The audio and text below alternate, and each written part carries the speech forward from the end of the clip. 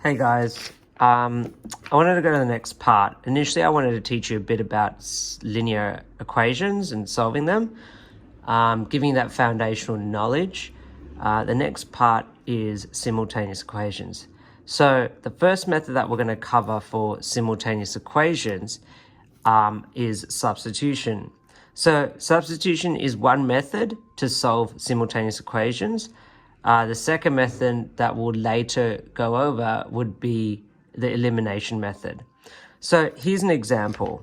You have x plus y equals 10 and y is equal to 4x. Okay, so essentially the whole process of a simultaneous equation is to identify the value of x and the value for y.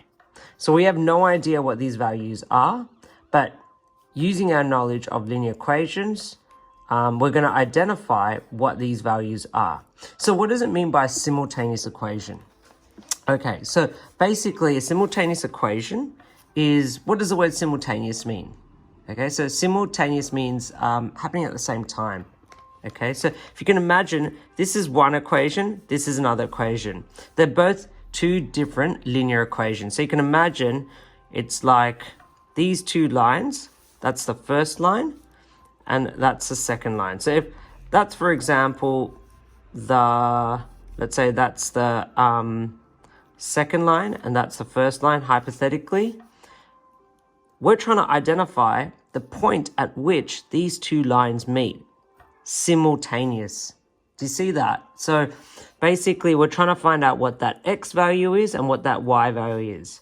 So if you can imagine that's on a graph, okay? And we're trying to identify what this x value is and what this y value is using our knowledge of algebra and linear equations. So I'm going to make a start on that. Okay, so you have x plus y equals 10, y is equal to 4x. Now the first step to solving simultaneous equations is number the equations. So we're going to create a reference. So this could be equation 1 and that's equation 2. Now what we're going to then do is we're going to write down substitute. So I'm going to write sub in short form because this is not English, it's maths. So you can write in short form. So substitute equation 2 in equation 1. Sort of a reference that you're going to be telling both yourself and the teacher or the person who's marking your paper, you know, what your next step is going to be. So, so you're going to substitute equation 2 in equation 1. So equation 1, you're going to write down x plus y is equal to 10, and you're going to substitute wherever y is, you're going to substitute 4x because y is equal to 4x. So wherever y is in equation 1, you're going to put 4x. So it's going to be x plus 4x is equal to 10. Then here you're left with x plus 4x collecting the like terms. So that's actually a 1x, but you can't see it. So it's going to be 5x is equal to 10.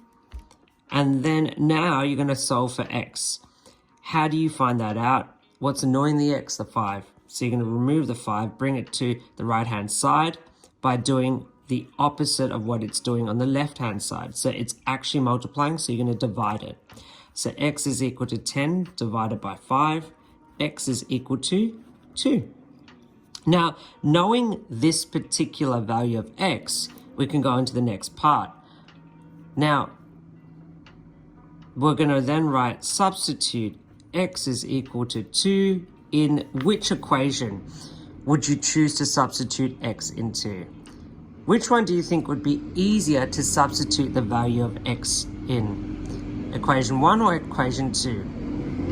Now if you have a look at equation 1, it seems a bit quite complicated.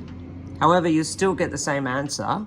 Equation 2, it seems like all you have to do is replace this x by 2. This involves bringing it to the other side. So I would prefer substituting equation 2.